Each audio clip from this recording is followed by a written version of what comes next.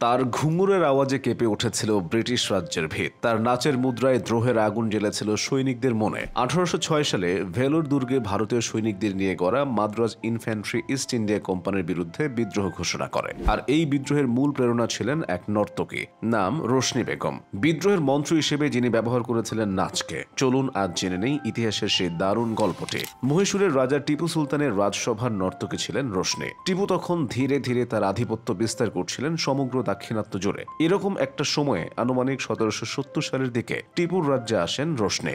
নিজের গুণাবলীর জন্য টিপুর সুনজরে পড়েন। পুরনো নাম পুম কুসুর থেকে নতুন নাম হয় তার রোশনি, অর্থাৎ আলো। তার অসাধারণ নৃত্যশৈলী যেন আলো ছড়িয়ে দিত টিপুর মহলে। ইতিহাসে টিপুর স্ত্রী হিসেবে স্বীকৃতি পাননি তিনি, কিন্তু টিপুর প্রথম পুত্র সন্তান শাহজাদা ফতে হায়দারের জন্ম রোশনিরই গর্ভে। টিপুকেও স্বামী হিসেবে মনে মনে ধারণ করেছিলেন রোশনি।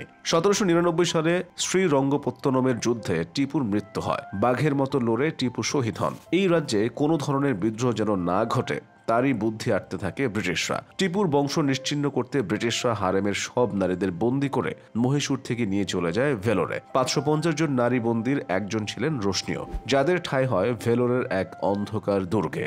এই ঘটনায় কিন্তু দমে যাননি রোশনি। কঠিন বন্দী জীবনে তারা মুক্তির আলো খুঁজতেন নাচ আর সঙ্গীতের মাধ্যমে। বাইরে থেকে অনেক মেয়েও এই সময়ে ভেলোরের দুর্গে আসতে শুরু করে নাচ এবং সঙ্গীত কলা শেখার টানে। সেই 550 জন নারীর দলের সংখ্যা হয়ে ওঠে 790। তাতে রোশনি চক্ষুশূল হন ব্রিটিশদের। তাদের কানে যায় নৃত্যকলার চর্চা শুধু নয়, নাচের মাধ্যমে ব্রিটিশ বিরোধী আদর্শের প্রচারও করছেন রোশনি। রোশনি আর তার দলকে শায়েস্তা করতে নড়ে চড়ে বসেন মাদ্রাজ প্রেসিডেন্সির শাসক উইলিয়াম বেন্টিঙ্ক। 1806 সালের ফেব্রুয়ারি মাসে রোশনি ও তার দলের ভরণ পোষণের জন্য বরাদ্দ কমিয়ে দেওয়া হয়, কিন্তু তাতে দমে যাওয়ার মানুষ ছিলেন না রোশনি। তারা প্রতিজ্ঞা নেন যে যতক্ষণ দেহে প্রাণ থাকবে বিদ্রোহ চলবে, আর তা প্রকাশের মাধ্যম হবে নাচ। 1806 সালের ফেব্রুয়ারি ও জুনের মাঝামাঝি সময়ে টিপুর 4 মেয়ের বিবাহ সম্পন্ন হয় ভেলোরে। প্রতিটি বিয়ের আসরে রোশনি বেগমের তত্ত্বাবধানে নাচ গানের ব্যাপক আয়োজন করা হয়েছিল। নাচের বিষয়বস্তু কিন্তু ছিল না বিয়ে উদযাপনের আর 10টা নাচের মতো, বরং নাচ ও সুরে সুরে তারা ভেলোর দুর্গে কর্মরত ইস্ট ইন্ডিয়া কোম্পানির অধীনে চাকরি করা ভারতীয় সৈনিকদের মনে ক্ষোভের আগুন জ্বালিয়ে দেওয়ার চেষ্টা করতেন। নাচের মাধ্যমে তুলে ধরা হয় ভারতে ব্রিটিশদের বর্বরতা, বুঝিয়ে দেওয়া হয় ভারতীয় হয়েও কোম্পানির সৈনিকের পোশাক পরা কতটা লজ্জার।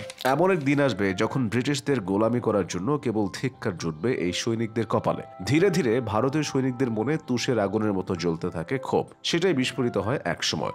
1806 সালের 9 জুলাই একটা নৃত্যানুষ্ঠান শেষ হওয়া মাত্রই দেশীয় সৈনিকদের নিয়ে গড়া মাদ্রাজ ইনফ্যান্ট্রি কোম্পানির সৈনিকদের বিরুদ্ধে বিদ্রোহ ঘোষণা করে। 129 জনকে করে তারা দুর্গের দখল নেয়। ইস্ট ইন্ডিয়া কোম্পানির পতাকা নামিয়ে মহীশূরের পতাকা উড়িয়ে দেওয়া হয়। রোশনি বেগমের ছেলে ফতে হায়দারকে রাজা ঘোষণা করা হয়। এই বিদ্রোহ সামাল দিতে কোম্পানির তরফ থেকে দ্রুত বড় সংখ্যক সেনাবাহিনী পাঠানো হয়। 350 জন বিদ্রোহী সিপাহীকে ভেলোর দুর্গ পুনর্দখল করে ব্রিটিশরা। রোশনি বেগমের শেষ পরিণতি কি হয়েছিল সে কথা এখনো অজানা।